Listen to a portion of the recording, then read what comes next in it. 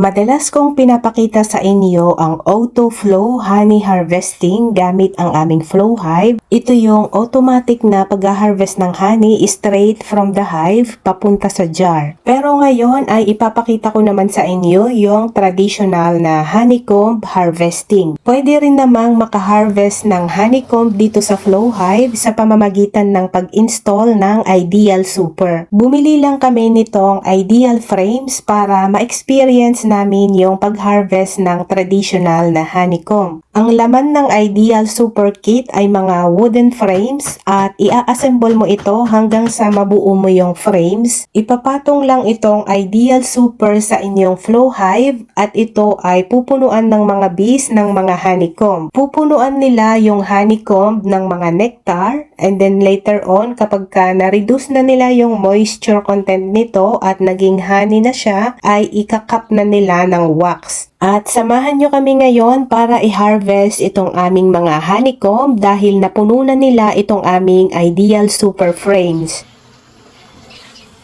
Nagkadikit. Sayang oh. Matulo.